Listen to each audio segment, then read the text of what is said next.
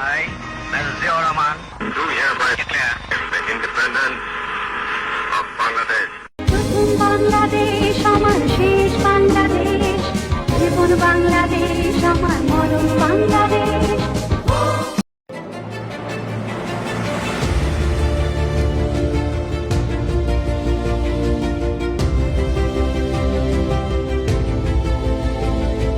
২৬শে মার্চ সালের অগ্নিঝরা মার্চ বাংলাদেশের ইতিহাসের চিরস্মরণীয় অধ্যায়, যেখানে প্রতিটি দিন ছিল প্রতিরোধের, প্রত্যয়ের এবং স্বাধীনতার স্বপ্নে উজ্জীবিত এক সংগ্রামের প্রতিচ্ছবি।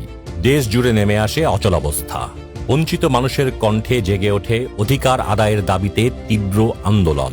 তারপর আসে সেই বিভীষিকাময় কালো রাত।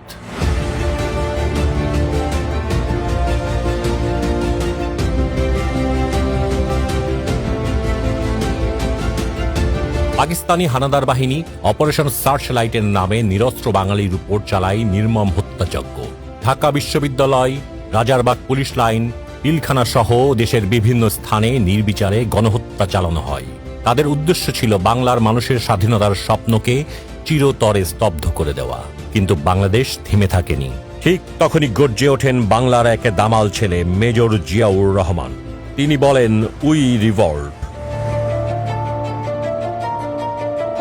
২৬শে মার্চের প্রথম প্রহরে চট্টগ্রামের কালুরঘাট বেতার কেন্দ্র থেকে মেজর জিয়াউর রহমানের কণ্ঠে উচ্চারিত হয় স্বাধীনতার ঘোষণা।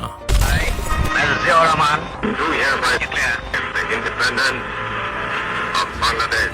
সেই আহ্বানে সাড়া দিয়ে জীবনের মায়া ত্যাগ করে স্বাধীনতার পতাকা ছিনিয়ে আনা দৃঢ় সংকল্পে লাখো মানুষ ঝাঁপিয়ে পড়ে মুক্তিযুদ্ধে।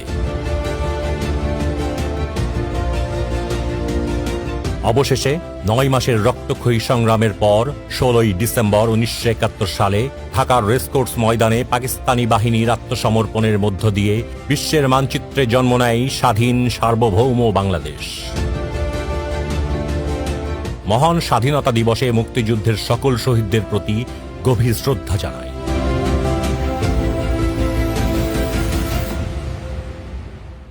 আমার বাংলাদেশ আজ স্বাধীন হয়েছে, আমার জীবনের কাজ আজ পূর্ণ হয়েছে, আমার বাংলার মানুষ আজ মুক্ত হয়েছে। বাংলাদেশ স্বাধীন সার্বভৌম রাষ্ট্র, বাংলাদেশ স্বাধীন থাকবে, বাংলাদেশকে কেউ